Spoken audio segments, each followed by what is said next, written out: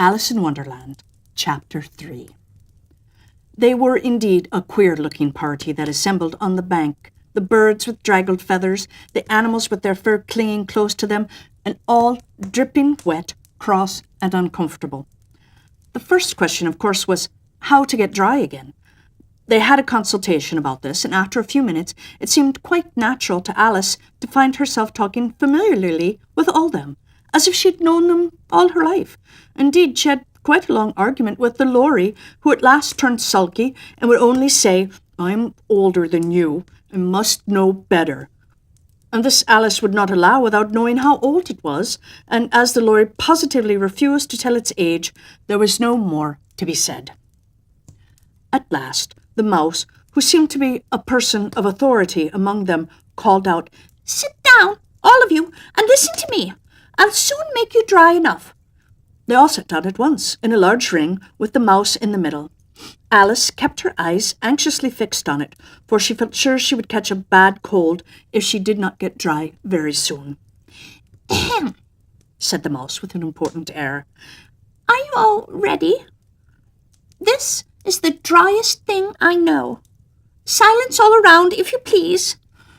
William the Conqueror, whose cause was favoured by the Pope, was soon submitted to by the English, who wanted leaders, and had been of late much accustomed to usurpation and conquest.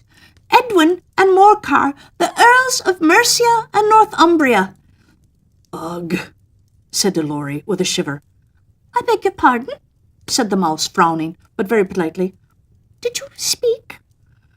"Not I," said the Lorry hastily. "I thought you did," said the Mouse. "I proceed. Edwin and Morcar, the Earls of Mercia and Northumbria, declared for him, and even Stigand, the patriotic Archbishop of Canterbury, found it advisable." "Found what?" said the Duck. "Found it," the Mouse replied rather crossly. Of course you know what it means." "Well, I know what it means well enough when I find a thing," said the Duck. It's generally a frog or a worm. The question is, what did the Archbishop find?" The Mouse did not notice this question, but hurriedly went on. "Found it advisable to go with Edgar Atheling to meet William and offer him the crown. William's conduct at first was moderate, but the insolence of his Normans—" "How are you getting on there, my dear?" it continued, turning to Alice as it spoke.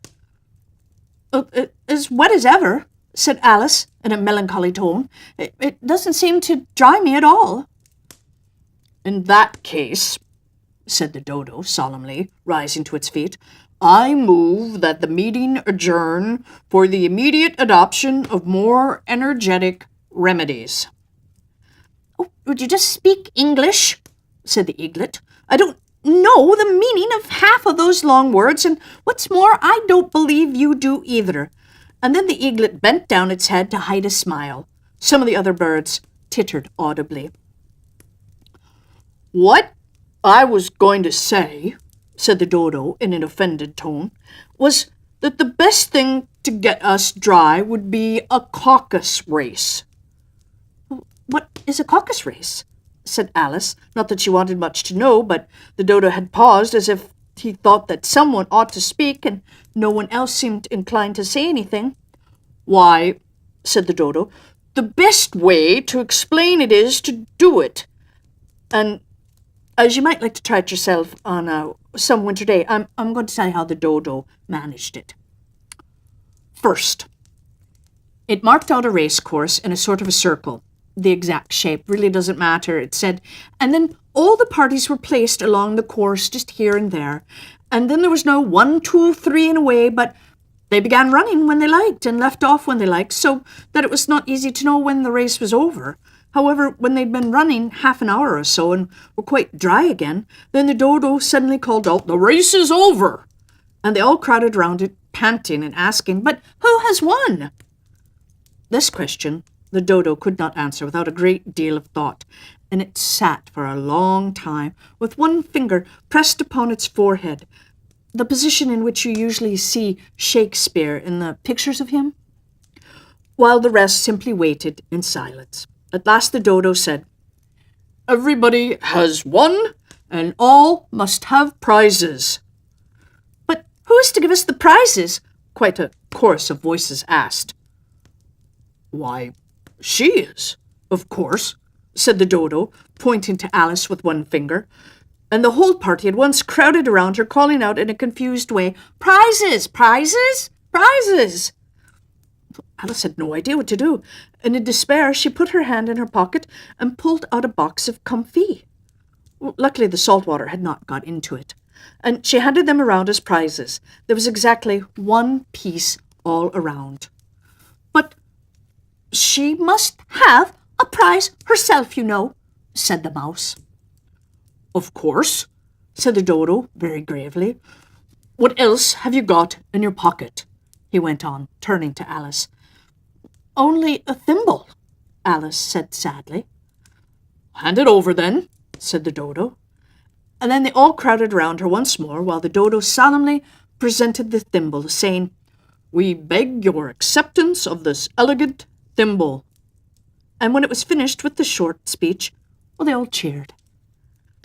Alice thought the whole thing was very absurd, but they all looked so grave that she did not dare to laugh, and as she could not think of anything to say, she simply bowed and took the thimble, looking as solemn as she could.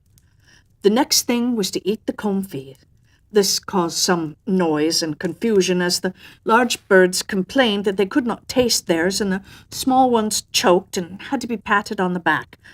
However, it was over at last, and they sat down again in a ring and begged the Mouse to tell them something more. "You promised to tell me your history, you know," said Alice, "and why it is that you hate C.D., she added in a whisper, half afraid that it would be offended again. "Mine is a long and sad tale," said the Mouse, turning to Alice and sighing. "It is a long tale, certainly," said Alice, looking down with wonder at the Mouse's tail. "But why do you call it sad?" And she kept on puzzling about it while the Mouse was speaking, so that her idea of the tale was something like this. "Fury said to a mouse that he met in the house, 'Let us both go to the law. I will prosecute you.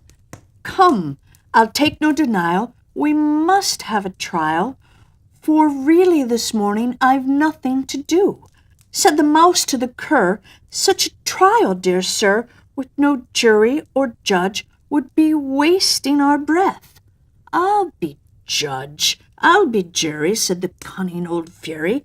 'I'll try the whole cause and condemn you to death.'"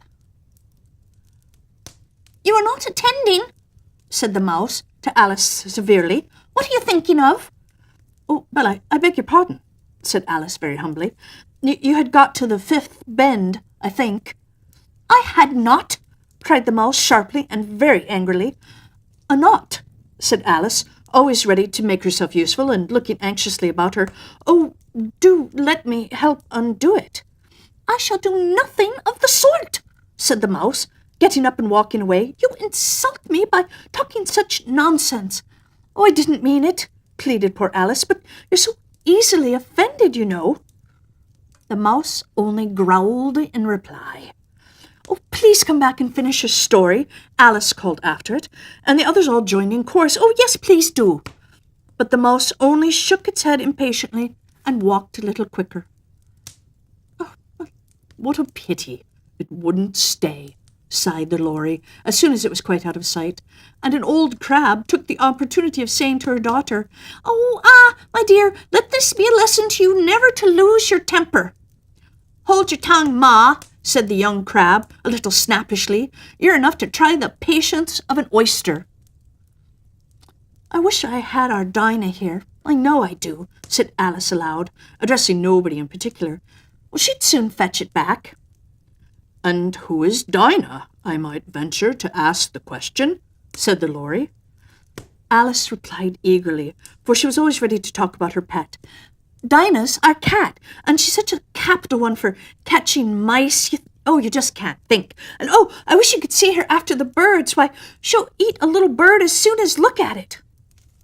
This speech caused a remarkable sensation among the party. Some of the birds hurried off at once. One, the old magpie, began wrapping itself up very carefully, remarking, "Well, I really must be getting home. The night air doesn't suit my throat." And a canary called out in a trembling voice to its children, "Come away, my dears. It's high time you were all in bed."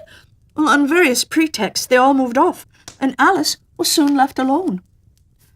"Oh, I wish I hadn't mentioned Dinah," she said to herself in a melancholy tone. "Nobody seems to like her down here, and I'm sure it's the best cat in the world. Oh, my dear Dinah, I wonder if I shall ever see you any more." And here poor Alice began to cry again, for she felt very lonely and low-spirited. In a little while, however, she again heard a little pattering of footsteps in the distance, and she looked up eagerly, hoping that the mouse had changed his mind and was coming back to finish the story.